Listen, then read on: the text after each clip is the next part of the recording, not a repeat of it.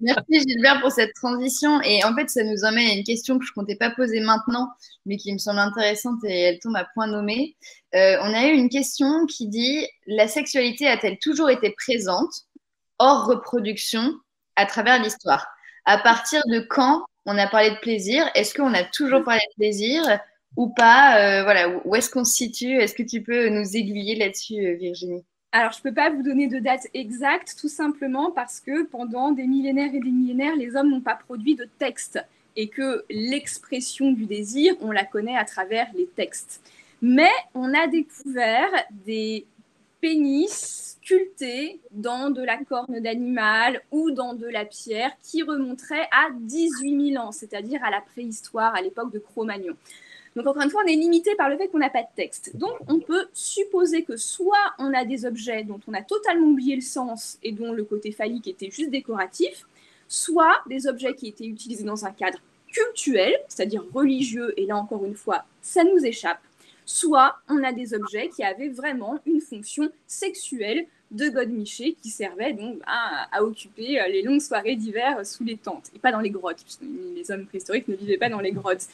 Donc, le plaisir, je pense, vient assez tôt et de manière intuitive chez l'être humain parce que dès lors qu'on a la curiosité de se toucher, mais c'est vrai aussi chez certains grands mammifères, on va découvrir que le corps peut générer du plaisir.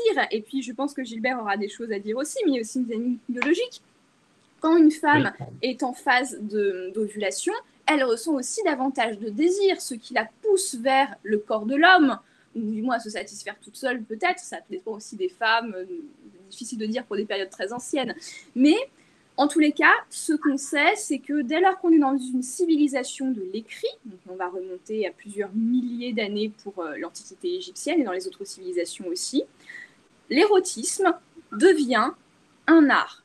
Ce n'est pas forcément un art qui est accessible à tout le monde, mais en tous les cas, il y a le sexe de reproduction qui est basique, qui sert à avoir des enfants, et il y a le sexe d'agrément, le sexe récréatif, qui va être organisé dans la recherche du plaisir d'abord de l'homme, mais aussi de la femme, parce qu'il y a aussi beaucoup d'hommes qui vont comprendre que le plaisir partagé, c'est quand même vachement sympa.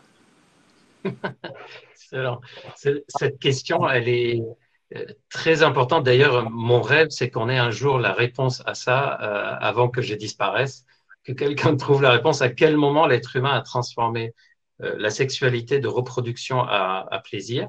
À quel moment dans l'évolution, d'ailleurs, il y a une question parallèle auquel les anthropologues s'intéressent beaucoup, c'est à quel moment la femme a eu un clitoris et comment ça se fait qu'il y a un organe qui ne sert qu'à avoir du plaisir qui s'est développé et comment c'est venu.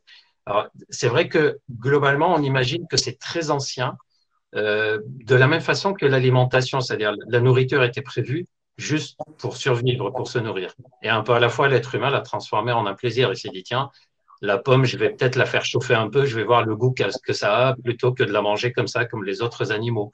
La viande, pareil, tiens, je vais mettre ce légume-là avec ce fruit-là, je vais voir ce que ça donne. C'est dégueu, je change, c'est agréable.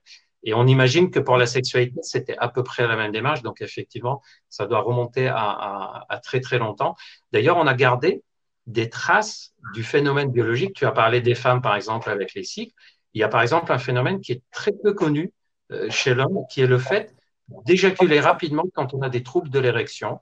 Et c'est un phénomène, un reste biologique, c'est-à-dire quand le cerveau repère que l'érection se maintient moins bien, ce qu'on appelle les troubles de maintien de l'érection.